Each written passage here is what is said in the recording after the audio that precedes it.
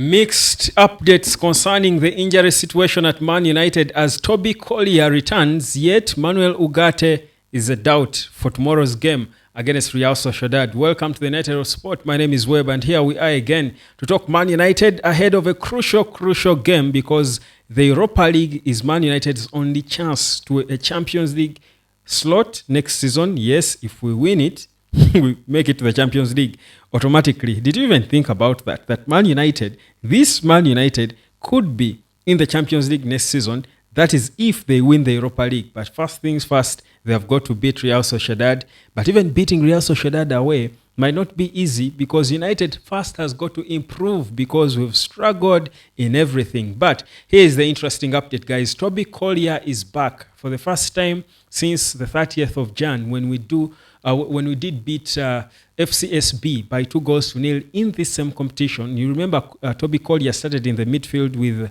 next to Bruno Fernandes as the two central midfielders. Then Kobe played as a 10 in that one, scored a goal, the second goal for Man United. Beautiful game it was. Now, Toby returns now. He did train with the team. Of course, when a player is just returning from a couple of weeks off, certainly they need time to grow back into their fitness and be available for a start. But given the situation, because the same update from the club confirms that Manuel Ugarte was not in training today, there is a doubt about him and Harry Maguire. So Manuel Ugarte and Harry Maguire are the two players doubted to be available for the trip to Real Sociedad.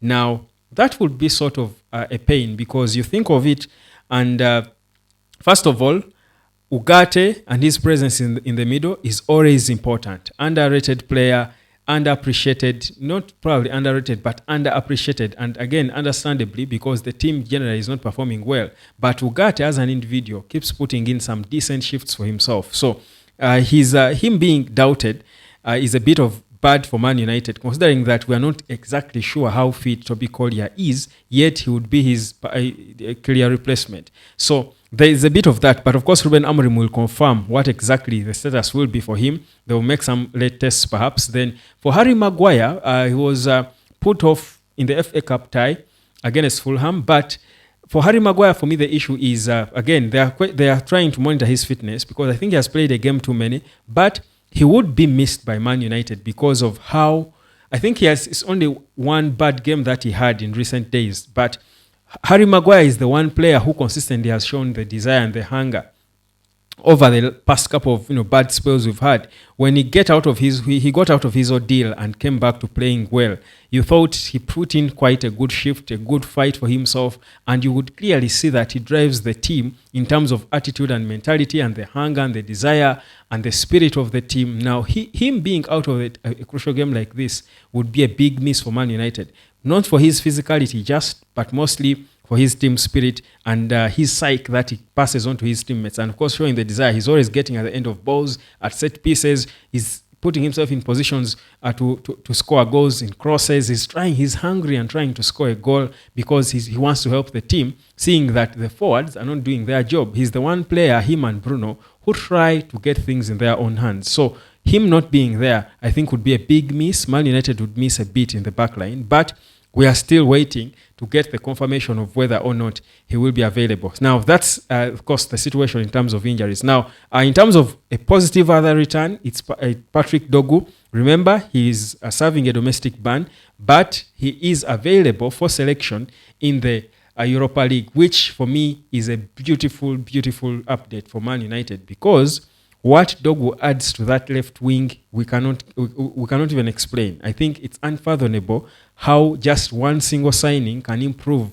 a team. I honestly feel that Dogu has improved Man United quite a lot. Not that the results are great, not that he's playing world-class football, but there is an improvement in the wing when he's there. You see a hitherto unseen life in the wing, in the left wing, that Diogo Dalot could never give us, that Nusal Mazraoui inverted there would never give us. You think Dogu's presence is very important for Ruben Amorim because it eases a lot and perhaps tries to create overloads on the left flank, especially if he has got Garnacho ahead of him. The only now issue is Garnacho going to improve himself, how he plays with Dogu? If Garnacho, because Garnacho puts himself in good positions, especially for the transition, when we get the ball, he's always in a good place to launch a transition. But his final decision is always letting him down. Now, if Dogu is there, and you certainly know you're guaranteed of life on the left flank, at least if there is no Ahmad on the right, certainly you know you want at least a left wing which is a bit busy. So if Dogu is playing, is available, we know the life he brings in terms of crosses and all. And Garnacho also tries to improve on his final delivery. I think you get a sense that Man United will look a bit better. For Diogo Dalot, give it to him, by the way, in the previous game that he played on the left, he tried to swing in a bit of crosses, but I think Patrick Dogu's return, partner him with Garnacho, looks better and more exciting and more threatening for Manchester United on the left-hand side of the pitch. So let's see how that will go. Garnacho definitely has got to step up his game, especially when it comes to his final ball and his final decision. He seems to be sliding back into the same time. You recall when we were attacking him under Erik ten Hag for always making good runs and beating his men, but then making the wrong decision at the end. He has got to improve that going forward. But that said, going proper into the game, we are playing a Real Sociedad team that is not obviously an easy opponent, because Sociedad, yes, lost terribly to Barcelona in their previous game, but playing at home, they certainly have got everything in themselves to give Man United headache. They have got everything in them to give United headache, because first of all, United is not a team they would respect.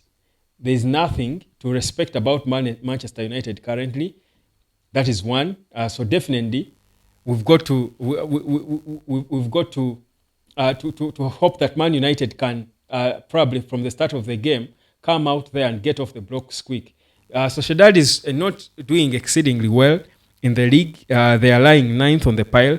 They have got a goal difference of -4, which is not good, because that means they concede more than they score.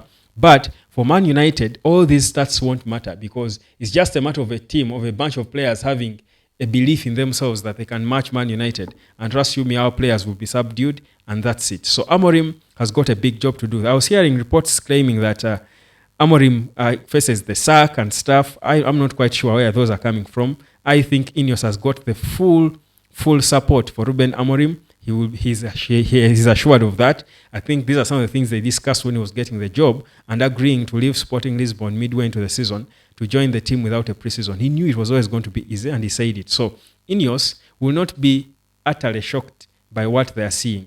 May be surprised that the losses are a lot more than they could have expected, but it's a transition, and the transition will always need time. So that's where we are with Man United. My name is Webb. This is the Night of Sport. That was a quick update, team news. We'll be waiting to hear from Ruben Amorim, of course, his pre-match press conference for further confirmations about the team, and we get proper into the match preview and prediction. Stick with us. I'll catch you later.